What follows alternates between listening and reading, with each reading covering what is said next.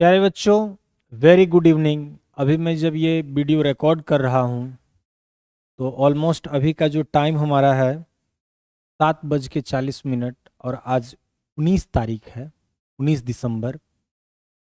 प्यारे बच्चों, आज बहुत दिनों के बाद एक लंबा गैप हो गया, उसके बाद हम आप लोगों के बीच में आज इस वीडियो को लेके आ रहे हैं।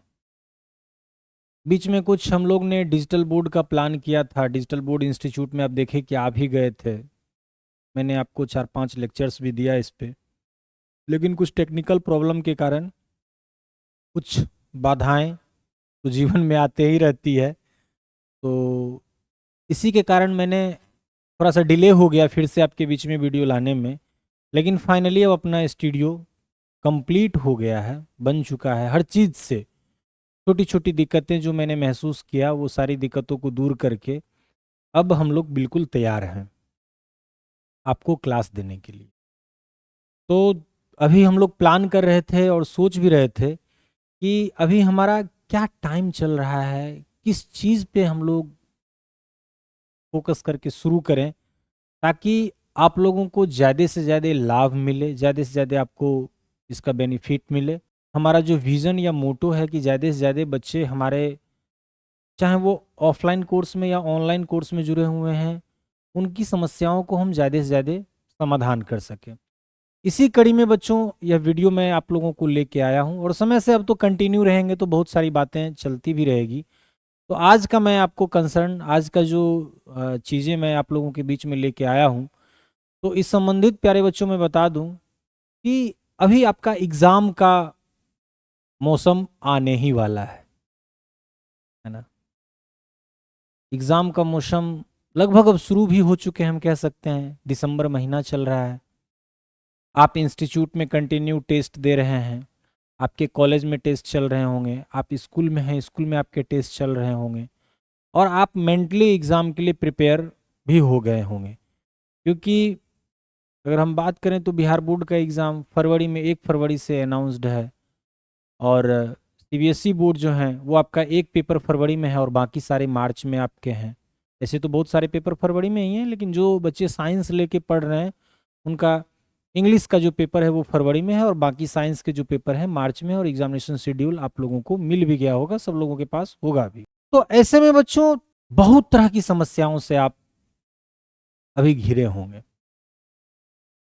जो अक्सर छात्र इस टाइम में आके जिस चीज़ों को महसूस करते हैं, जब बच्चों के बीच में हम लोग होते हैं, उनसे बात करते हैं, तो एक कुछ ऐसी समस्या है जो हर बच्चों के साथ कॉमन होता है। हर बच्चों के पास वह समस्या तो होता ही है। पढ़ पूरा लिए, पढ़ाई पूरा कर लिए, सिलेबस भी कंप्लीट हो गया है। अब जिस समय में पढ़ाई हम लोग शुरुआत किए थे मंथ ऑफ अप्रैल में या मार्च में, उस समय जो भी चैप्टर्स शुरू हुए थे, सर लोगों ने जो पढ़ा रहे थे वो बहुत अच्छे से समझ में आ रहा था। चैप्टर वाइज हम लोग न्यूमेरिकल्स भी बना रहे थे, क्वेश्चंस भी बनाए। शुरुआती के टेस्ट में काफ़ी अच्छे मार्क्स भी हम लोगों ने स्कोर करा।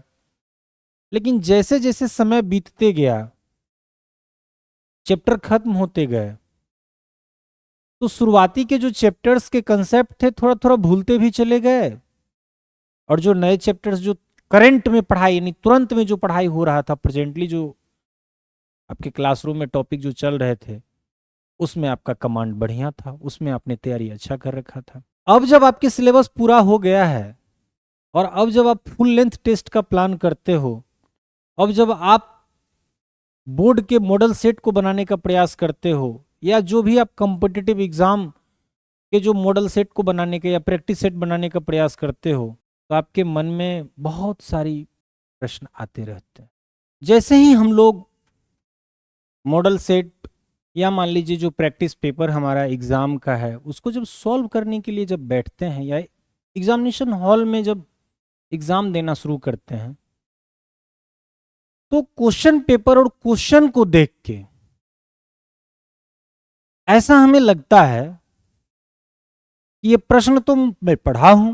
प्रश्न अपना लगता है, प्रश्न परिचय लगता है, प्रश्न से लगता है कि पहले मुलाकात हुई है, लेकिन उसका सॉल्यूशन कैसे हो, उसको हल कैसे करें, दिमाग में एग्जैक्ट आइडिया नहीं आ रहा है।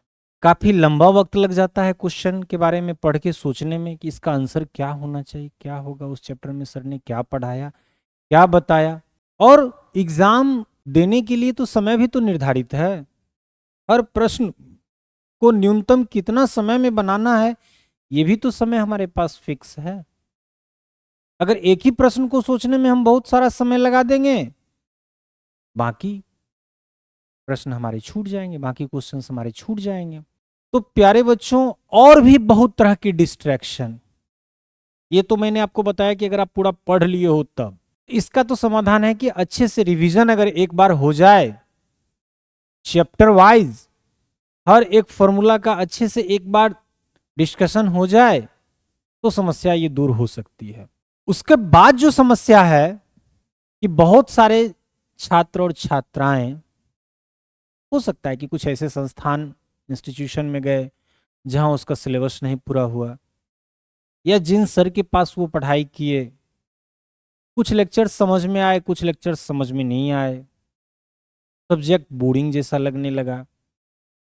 अब उन बच्चों के लिए अभी एक कठिन समस्या आ चुका है कि एग्जाम को कैसे क्रैक करें, एग्जाम में कैसे बेहतर अंक हासिल करें। क्योंकि एग्जाम तो फिक्स समय पे होगा, एग्जाम तो तय समय पे होगा, प्रश्न भी आ रहे हैं, उसका हल आपको करना होगा। इन्हीं सारे समस्याओं का समाधान लेके आपके एपी सर आप लोगों के बीच आ चुके हैं। और भी जो भी समस्या होगा बच्चों, इस वीडियो में आप, जब आपको ये वीडियो देखने को मिलेगा, आप कमेंट करेंगे। जो भी आपके समस्या को देखने के बाद अगर हमारे एंड से अगर उसका समाधान का कोई रास्ता है, हल करने का कोई रास्ता है, तो प्यारे बच्चों, मैं आप लोगों के लिए, आप लोगों की समस्या समाधान के लिए, आप लोग की सेवा में मैं 24 घंटा तत्पर हूँ। हमेशा प्रयास करता हूँ कि जो भी छात्र छात्राएं हमारे जानकारी में हैं, अगर वो किसी प्रकार की समस्या से वो जूझ रहे हैं, तो उनके लिए समाधान निकालना। तो बच्चों, आज हमने आप लोगों के लिए इस लेक्चर्स में, इस वीडियो में मैंने हेडिंग दिया है कि how to prepare for exam in a short time. कह सकते हैं कि कम समय में परीक्षा की तैयारी कैसे करें। यानी अब अपने पास समय भी कम है, बहुत कम समय है बिल्कुल। अब अगर आप मान लीजिए बिहार बोर्ड के एग्जाम को देने के लिए जा रहे हैं, ऑलमोस्ट अब आपके पास 40 दिन बचे हैं, 41 दिन। अगर आप मान लीजिए सीबीएसई का देने के लिए जा रहे हैं, तो आपके पास वही 55 दिन, 60 दिन आपके पास बचे हैं। और जेई मेंस का एग्जाम अगर आप देने जा रहे हैं, तो 24 जनवरी से जेई मेंस का एग्जाम शुरू है, फिर अप्रैल सेशन होगा। नीट का एग्जाम अगर आप देने जा रहे हैं, तो मई में आपका एग्जाम है। तो ऑलमोस्ट सब नज़दीक है। तो कम समय में आपके जो चैलेंज हैं, जो एग्जाम है, उसका हम कैसे प्रिपरेशन करें, क्या हम प्लान करें एग्जाम को लेके, इस संबंधित हम आपके बीच में कुछ की पॉइंट्स, कुछ इंपॉर्टेंट पॉइंट्स लेकर आया हूं। इसमें प्यारे बच्चों, हमारा सबसे पहले क्या है कि परीक्षा की तैयारी को लेके हमारे मन में बहुत सारे भ्रम होते रहते हैं। मैं देखा हूं कि बच्चे भ्रमित होते रहते हैं। अब स्वाभाविक है कि जब एग्जाम का प्रिपरेशन कर रहे हैं, कुछ थोड़ी सी कमी है, तो बच्चों आप तो प्रयास कर ही रहे हो ना बेहतर करने का, आप तो चाहोगे कि बेहतर करना। अब कोई लोग कुछ बता दिया, उस चीज के पीछे लग गए। जरूरी नहीं है कि हर व्यक्ति जो आपको गाइड कर रहा है वो आपके लिए हेल्पफुल ही हो। आपकी समस्या कैसी है, आप किस समस्या से जूझ रहे हो, आपके लिए चुनौती क्या है, ये भी आपको देखना होगा, और उसके एक्सपर्ट ही आपको इसका समाधान बता सकते हैं। एग्जाम के समय में बहुत सारी ऐसी कुछ बातें होती है कि बच्चे हमारे पूरे ऊर्जावान्वित होते हैं, वो बेहतर कर सकते हैं, लेकिन छोटी छोटी गलतियों के कारण वो बड़े परिणाम से दूर रह जाते हैं। इसमें मैंने पहला आपको दिया है कि एक लक्ष्य जरूर चुनें। अब एक लक्ष्य चुनने का मतलब क्या कि एग्जाम का जब हम प्रिपरेशन कर रहे हैं, जब हमारा एग्जाम नजदीक है, अब हमारे सर पे वो एग्जाम है, अब इस समय में आपको एकदम तय करना है और आपको चैलेंज के रूप में भी लेना है कि मुझे इस एग्जाम को हर हाल में बेहतर करना है।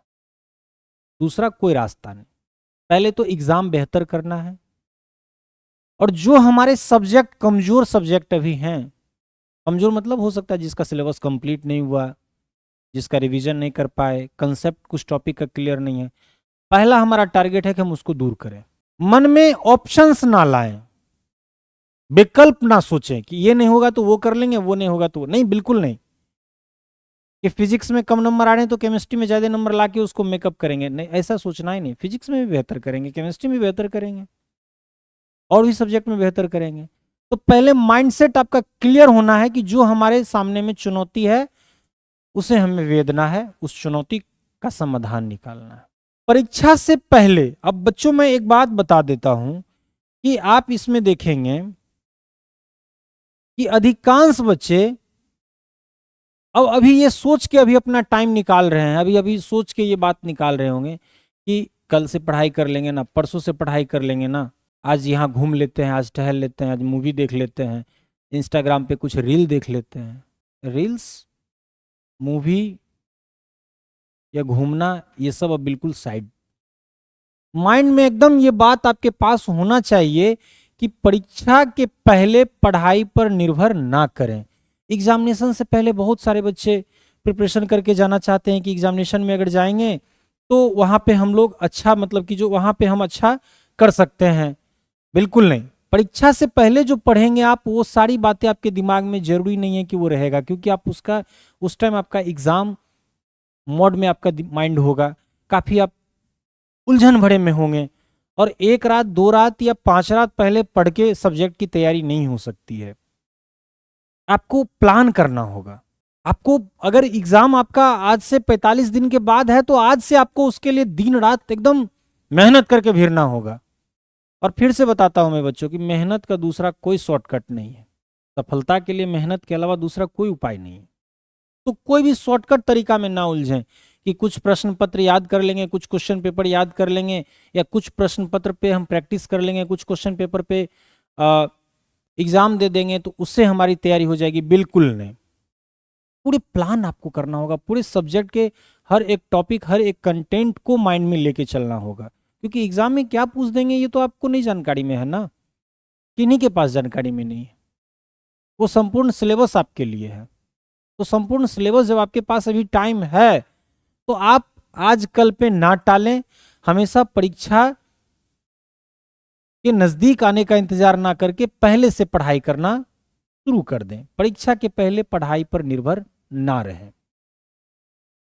अब उसके बाद हमेशा मन को शांत रखें, प्रैक्टिस पेपर को पलटे। शुरुआती का 5 क्वेश्चंस हो सकता है कि पढ़ तो लिए, प्रश्न पत्र पढ़ रहे हैं, बना रहे हैं, क्वेश्चन पेपर नहीं बना, अब एकदम परेशान, मेरा क्या होगा, मेरा तो बिल्कुल तैयारी नहीं, मैं फेल कर जाऊंगा, मेरा रिजल्ट नहीं होगा, अब मैं पेरेंट्स को क्या जवाब दूंगा, मैंने इतने दिनों तक मेहनत किया है, हमारी रिवीजन ढंग से नहीं होने के कारण मैं छूट रहा हूं, मुझसे प्रश्न पत्र नहीं बन रहे हैं।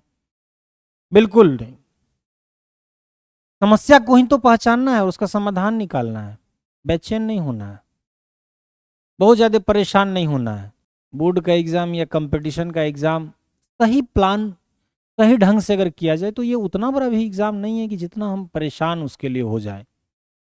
बोर्ड के एग्जाम अभी नजदीक आए, मैं देखता हूं कि बच्चे डेली न्यूज़पेपर में छप रहे हैं, कुछ ना कुछ मोटिवेशन बातें, अलग अलग सर लोग सब बच्चों को मोटिवेट कर रहे हैं। पेरेंट्स से भी जब बात होती है, इस समय में पेरेंट्स भी काफी चिंतित होते हैं। इतना ज्यादा एग्जाम को अपने ऊपर में बोझ ना डालें, इतना ज्यादा इसका हवा नहीं होने की जरूरत है।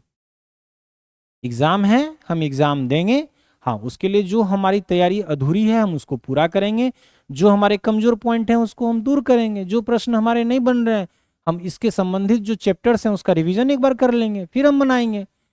अशांत ना हो, बेचैन ना हो, परेशान ना हो, मन को हमेशा शांत रखें।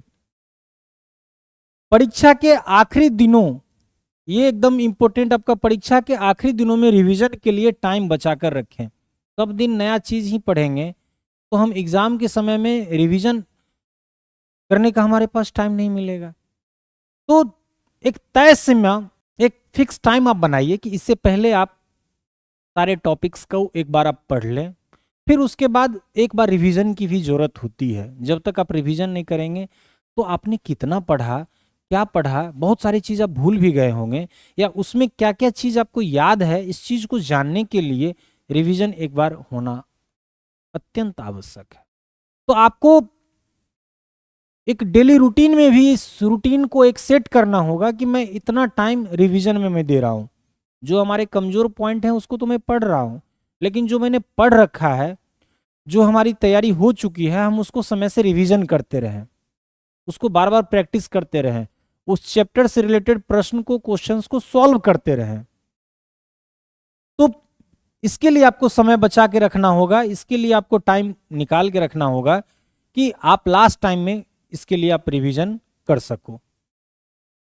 फिर मैंने रखा टाइम टेबल बनाएं।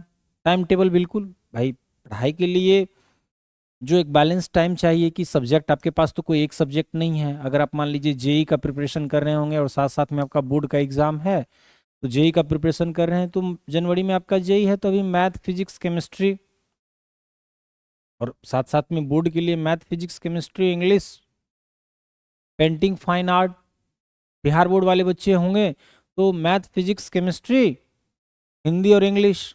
तो आपको एक टाइम टेबल बना के मैथ्स पे इतना समय, फिजिक्स पे इतना समय, केमिस्ट्री पे इतना समय, Hindi English fine art painting जो भी है, जो सब्जेक्ट आपका अच्छा है उसका रिवीजन निरंतर करते रहें। उसको थोड़ा कम समय भी दें लेकिन रिवीजन करते रहें। जो सब्जेक्ट थोड़ा सा देख रहे हैं कि इसमें मैं ज़्यादा समस्या महसूस कर रहा हूँ, उसको ज़्यादा समय दें, उसका भी रिवीजन करें, उसका भी प्रैक्टिस करें, और एक समय सीमा बनाएं कि हमें इतना से इतना देर में ये चीज़ कर लेना है। बच्चों ऐसे आपके पास 24 घंटा टाइम है, पढ़ने का कोई टाइम नहीं होता है। जब आपका दिल और दिमाग साथ दे वो बेस्ट टाइम है आपके लिए, लेकिन उसी टाइम में आपको सेट करना होगा कि मुझे कितना देर किसको देना है। मालूम चला मैथ्स का ही रिवीजन करते करते महीनों दिन लग गए, बाकी सब्जेक्ट यूं पड़ा हुआ है। इसीलिए इसके लिए टाइम टेबल के हर सब्जेक्ट पे आप इक्वली ध्यान दें, ताकि आपका एग्जाम चाहे बोर्ड का या कंपटीशन का एक सब्जेक्ट का नहीं है, सारे सब्जेक्ट जब आपके अच्छे होंगे तब आपके परिणाम अच्छे आएंगे। क्लास डिस्कशन में भाग लें। ये जो आपको ध्यान देना है कि क्लास डिस्कशन में, अक्सर मैं देखता हूं कि बच्चों, मैं अभी भी ऑफलाइन क्लास से मैं जुड़ा हूं और मैं पढ़ा रहा हूं बच्चों को, कि सिलेबस जैसे ही पूरा नहीं होता है कि बच्चों की उपस्थिति ही घट जाती है, बच्चे सेंटर आना बंद कर देते हैं। वो मान लेते हैं कि सर ने अपना काम पूरा कर दिया, हमारा टॉपिक कवर हो गया, अब हम घर पे बैठ के पढ़ेंगे। ऐसा बिल्कुल नहीं बच्चों। जब आपको सर या इंस्टीट्यूट डिस्कशन के लिए बुला रहे हैं, रिवीजन के लिए बुला रहे हैं, उसमें जरूर आप पार्टिसिपेट करें। जब रिवीजन और डिस्कशंस होता है तो बैच में जब आपके सारे कलीग्स बैठे होते हैं, सारे साथी बैठे होते हैं, तो हो सकता है कि वो प्रश्न आपके दिमाग में नहीं आया हो जो प्रश्न आपके साथी के दिमाग में आया है, आपके फ्रेंड्स के दिमाग में आया है। तो उस परिस्थिति में उसके द्वारा पूछे गए प्रश्न से भी तो आपका समस्या का समाधान हो रहा है।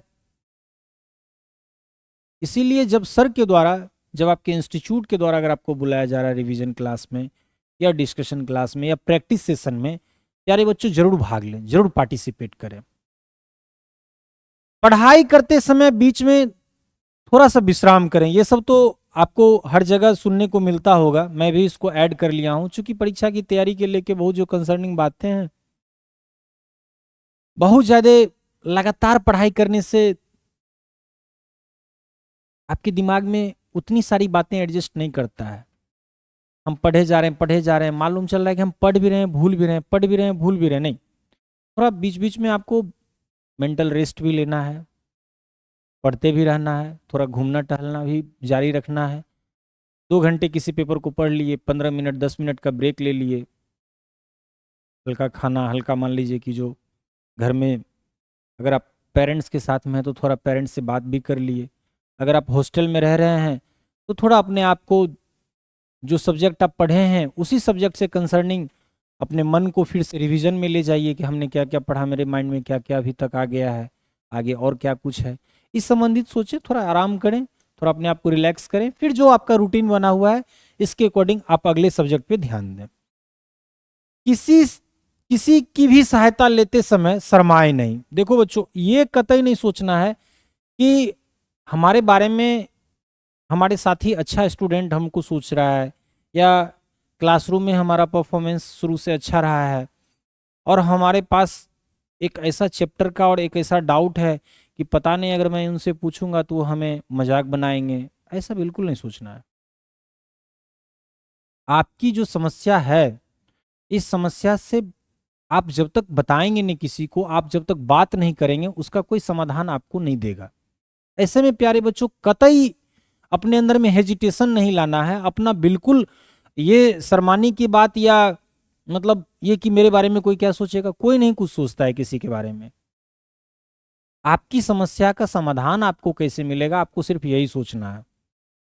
तो किसी से भी, चाहे आप किसी फैकल्टी से, या मान लीजिए किसी फ्रेंड से, अगर किसी फ्रेंड का वो चैप्टर, वो पॉइंट अगर अच्छा है तो आप उससे भी हेल्प लेके अपना रिवीजन कर सकते हैं। अगर फैकल्टी जो आपको पढ़ा रहे हैं उनसे आप बात करके कि सर मेरा ये टॉपिक छूट गया है, या टॉपिक मैं पढ़ लिया हूँ लेकिन उस टाइम में मैं पढ़ा, मुझे समझ में आ गया, मैं रिवीजन कर रहा हूँ तो मुझे दिक्कत हो रही है, मुझे आप फिर से इसमें गाइड कर दो। आप बात कर सकते हैं सर से, वो आपको हेल्प करेंगे। आप साथी से भी बात करेंगे तो आपको हेल्प करेंगे।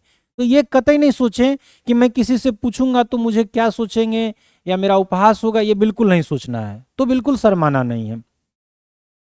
पढ़ाई करने से पहले उसका टाइम टेबल बनाएं। हाँ बिल्कुल। अब मान लीजिए मैंने आपको पीछे भी बताया इस बात को लेके कि मान लीजिए बच्चे, एक ही सब्जेक्ट को पढ़ने से हमारा काम नहीं चलेगा।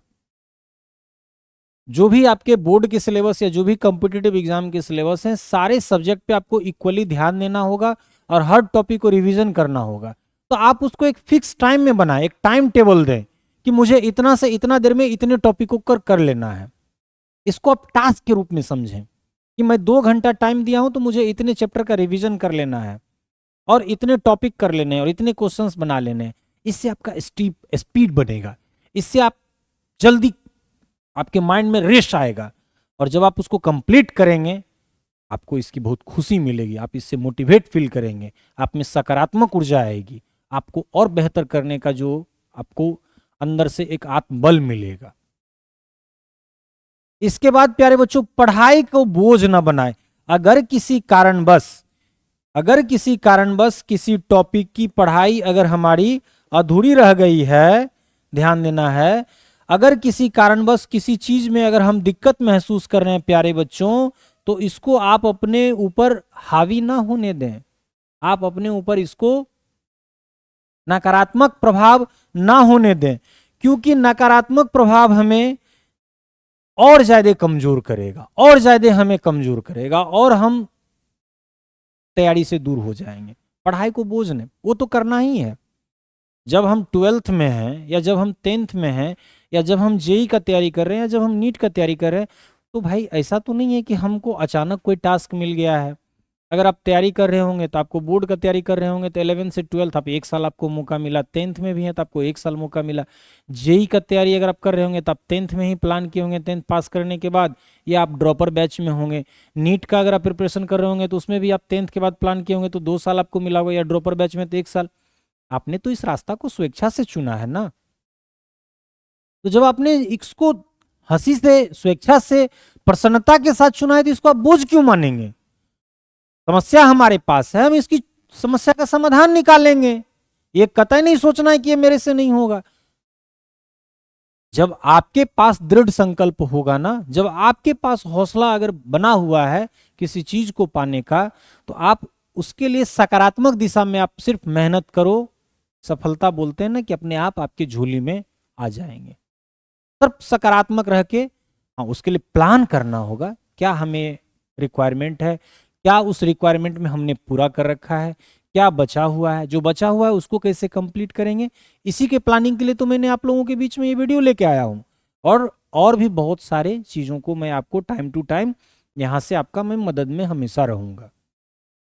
प्यारे बच्चों, इस सारे चीजों को एकदम आप, इसमें बहुत सारी बातें हो सकती है कि जो नहीं भी इसमें हमने संलग्न किया है, लेकिन हमने जो भी बातें इसमें संलग्न किया है, ये समानतः सारे बच्चों में ये कॉमन प्रॉब्लम होते हैं कि वो डिसाइड नहीं कर पाते हैं कि क्या करें क्या ना करें।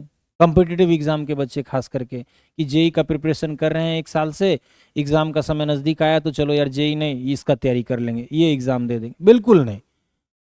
तय है, हमारा डेस्टिनेशन क्लियर होना चाहिए, हमें करना क्या है, उसके अकॉर्डिंग काम करें। परेशान नहीं होना है, बैलेंस रहना है, टाइम टेबल बना के रिवीजन करना है और जो छूटे हुए चैप्टर्स हैं उसका पढ़ाई भी करनी है। क्लास डिस्कशन में अवश्य भाग लेना है। पढ़ाई करते समय लगातार ऐसा नहीं है कि हम 10 घंटा पढ़ते रहेंगे तो उससे हमारी ज्यादा तैयारी हो जाएगी। ब्रेक ले लेके आप पढ़ें, आराम करके पढ़ें, चिल माइंड में रिलैक्स होके पढ़ें, ज्यादा हड़बड़ाना नहीं है, परेशान नहीं होना है। किसी से सहायता, अब मान लो मेरे से ही कोई बात पूछने में आपको काहे को हेजिटेशन, कोई हेजिटेशन नहीं, जो दिक्कत है आप पूछिए, हम आपको हेल्प करेंगे। इसी तरह से आप जिन सर से भी अगर पढ़े होंगे आप उनसे हेल्प मांगिए, वो आपको करेंगे। आपके आसपास में अगर कोई फ्रेंड आपको लगता है कि वो आपको हेल्प कर सकता है, बिल्कुल नहीं आपको इससे संकुचित होना है, पूछना है, वो लोग आपको मदद करेंगे। पढ़ाई करने से पहले टाइम टेबल बनाए बिल्कुल कि किस सब्जेक्ट पे कितना हमको ध्यान देना है, कौन सब्जेक्ट हमारा इनकम्प्लीट चल रहा है, कौन सब्जेक्ट हमारा कंप्लीट हो गया, कौन से चैप्टर्स हमारे बचे हुए हैं, कौन से चैप्टर्स कंप्लीट हो गए। जो कंप्लीट है उनका रिवीजन करेंगे, जो इनकम्प्लीट है उसको पूरा करेंगे, और क्या, और कोई ज्यादा टेंशन नहीं लेना है।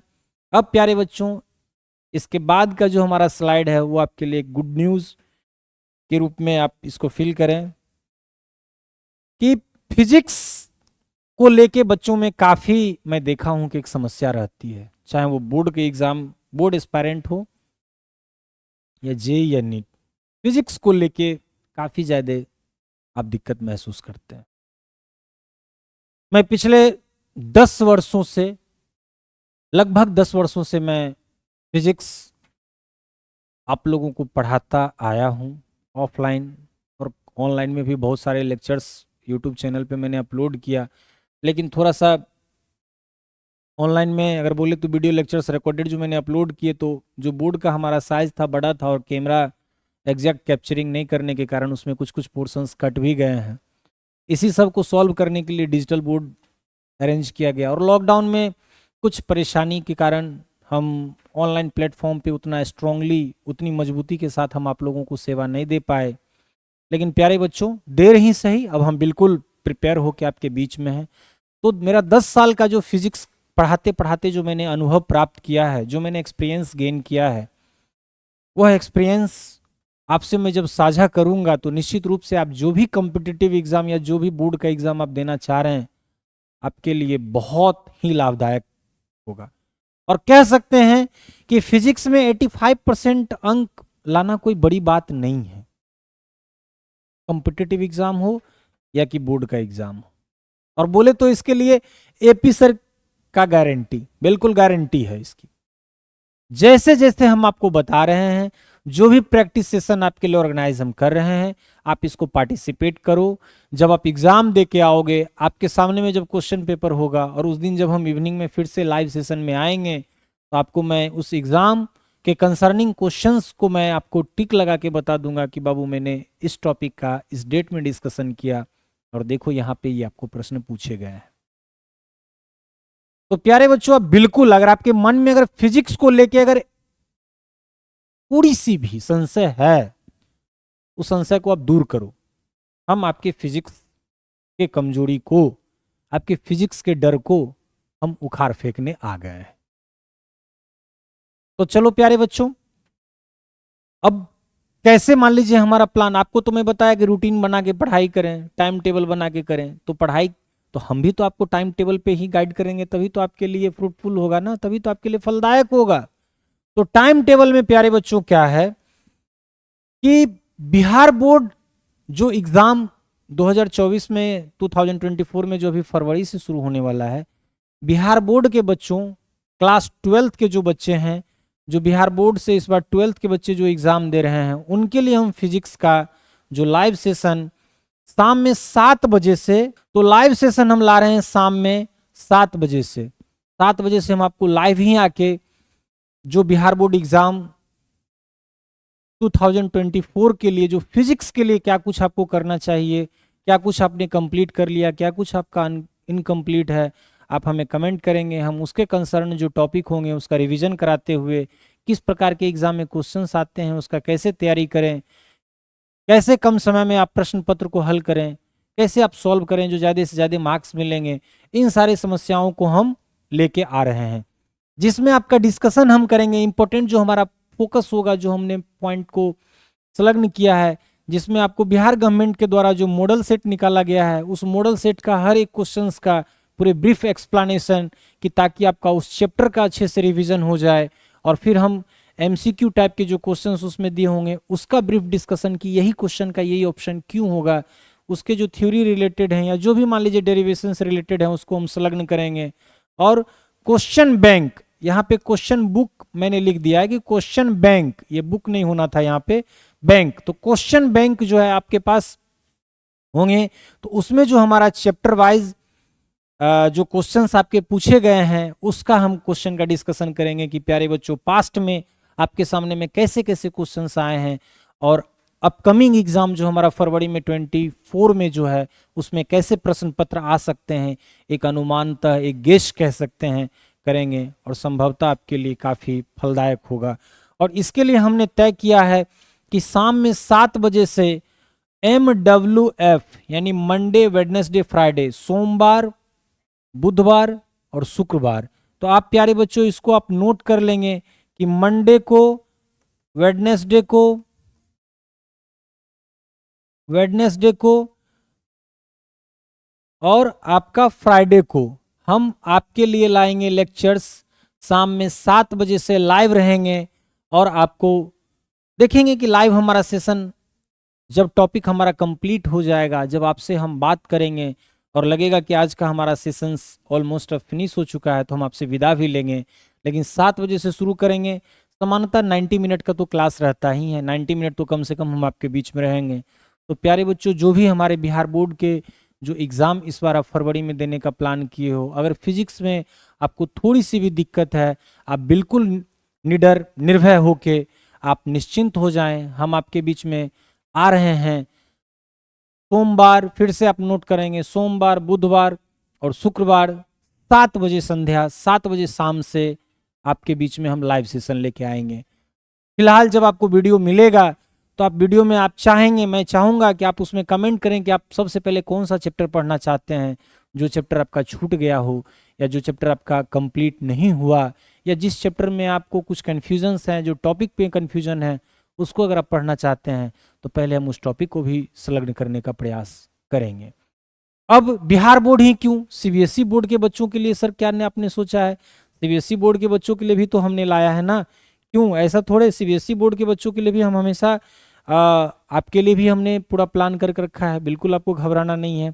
तो प्यारे बच्चों, जो सीबीएसई बोर्ड के बच्चे हैं, जो वो 2024 में इस बार एग्जाम देने जा रहे हैं, आपका एग्जाम मार्च में होगा, तो आपके लिए भी हमने प्लान किया है कि आपके लिए भी जो आपका मॉडल सेट, जो आपका बहुत सारे अलग अलग कंपनियों का जो आपके पास सैंपल पेपर मिल रखा है, सैंपल पेपर जो आपके पास अवेलेबल हैं, वेराइटीज ऑफ सैंपल पेपर का डिस्कशन, जिसमें केस बेस्ड क्वेश्चंस होते हैं, कैसे क्वेश्चन जो टॉपिक हमने पढ़ लिया तो उससे अगर केस बेस्ड क्वेश्चन आएगा तो उसको मैं कैसे बनाऊंगा, कैसे सॉल्व करूंगा, 2 मार्क्स के क्वेश्चन, 3 मार्क्स के क्वेश्चन या ऑब्जेक्टिव का, हर एक टॉपिक का हम डिस्कशन करके आपको मैं बताऊंगा। और आपके लिए हमने क्वेश्चन बुक, यहाँ भी लिखा गया क्वेश्चन बैंक, यानी सीबीएसई के द्वारा जो आपका 12th के फिजिक्स में जो पास्ट 10 ईयर्स में जो क्वेश्चंस पूछे गए हैं, वो सारे क्वेश्चंस को मैं टॉपिक वाइज, चैप्टर वाइज मैं आपको रिवीजन कराऊंगा। टॉपिक का डिस्कशन करने के बाद, उसको अच्छे से एक्सप्लेन करने के बाद, और आप बिल्कुल जब आप इस सेशन को अटेंड करेंगे तो आप काफ़ी फिजिक्स में बूस्ट फील करेंगे, काफ़ी आप अच्छा महसूस करेंगे कि नहीं, अगर किसी कारण से आपका रिवीजन बाकी रह गया है या किसी कारण से कोई टॉपिक अधूरा रह गया है तो आपका टॉपिक पूरा होगा और आपका रिवीजन अच्छे से होगा, और आप एग्ज़ाम में एपी सर की गारंटी, जैसा मैंने आपको बताया कि 85% मार्क्स आप सुनिश्चित ग्रहण करेंगे, सुनिश्चित आप पाएंगे। चलो प्यारे बच्चों, तो सीबीएसई जो बोर्ड के बच्चे हैं जो 2024 में एग्जाम देंगे, उनके फिजिक्स के लिए लाइव सेशन का समय हमने 7 बजे शाम उनके लिए भी मैंने रखा है। तो सर आपने बिहार बोर्ड को भी 7 बजे और सीबीएसई दोनों को एक टाइम है, बिल्कुल दोनों के लिए अलग अलग दिन मैंने सुनिश्चित किया है। जहां बिहार बोर्ड वाले बच्चों को हमने सोमवार बुधवार और शुक्रवार रखा है, बोले तो मंडे वेडनेसडे फ्राइडे। सीबीएसई बच्चों को मैंने, सीबीएसई बोर्ड वाले बच्चों के लिए मैंने ट्यूसडे थर्सडे और सैटरडे, यानी मंगलवार बृहस्पतिवार और शनिवार आपके लिए मैंने समय को सुनिश्चित किया है। और शाम में 7 बजे से आपका भी लाइव सेशन 8:30 बजे तक मैं कंटिन्यू रखूंगा। और प्यारे बच्चों, इसमें भी आप लोग चाहेंगे जो चैप्टर जो टॉपिक पहले डिस्कशन करना था, आप कमेंट कर सकते हैं, तो हम उसे पहले कंसीडर करेंगे, उसी टॉपिक को हम पहले स्टार्ट करेंगे। और फाइनली प्यारे बच्चों, मैं ये हमारा वीडियो अब ऑलमोस्ट इसको हम लोग फिनिश करना चाहेंगे कि आपको मैंने एग्जाम से रिलेटेड जो चुनौतियां आप महसूस कर रहे हो उसको लेके मैंने बात किया और इसकी क्या समाधान है, मैंने अपनी सॉल्यूशन भी आपके बीच में लाया है। तो अब प्यारे बच्चों, हम इस लाइव सेशन को अटेंड करके और ज़्यादा से ज़्यादा हम इसमें आपके लिए काम करेंगे और आपकी जो दिक्कतें होंगी आपसे हम जब बात करेंगे, आप बताएंगे, तो उस दिक्कत को हम सॉल्व करने का प्रयास करेंगे। और मैं सुनिश्चित फिर से आपको करूँगा कि अगर आप इस लाइव सेशन को अटेंड करते हैं अपने एग्ज़ाम से पहले तक, प्यारे बच्चों, आप फिजिक्स में काफ़ी अच्छा करेंगे, इसका मुझे पूर्ण विश्वास है। और अब मैं लास्ट में आपको बताना चाहता हूं कि नीट के बच्चे और जेई के बच्चे ना घबराएं, क्योंकि सर तो आप तो बोर्ड के एग्ज़ाम के बारे में आपने बता दिया, नीट और जेई के बारे में मैं नीट और जेई दोनों के लिए भी मैं बैच का प्लान कर रहा हूं। और बहुत कम समय में मैं आपका फिजिक्स का कंप्लीट रिवीजन, कि किन किन चैप्टर और किन किन टॉपिक का हम अच्छे से रिवीजन करके एग्ज़ाम में बेहतर कर सकते हैं, इन कंसर्निंग हमने प्लान कर रखा है। वो हम अगले किसी वीडियो में, अगला हम जो वीडियो लाएंगे उसमें जेई और नीट का टाइम टेबल और उन बच्चों को, उन एस्पायरेंट को, नीट एस्पायरेंट और जेई एस्पायरेंट को किस प्रकार से तैयारी करनी है, इस संबंधित हम आपको मार्गदर्शन करेंगे। प्यारे बच्चों, तब तक धन्यवाद। आप लोग रेडी हो जाइए, बहुत जल्द हम अपने यूट्यूब के माध्यम से अनाउंस करेंगे कि आज से आपका लाइव सेशन शुरू हो रहा है। तो थैंक यू प्यारे बच्चों, मिलते हैं अब हम क्लास में। धन्यवाद।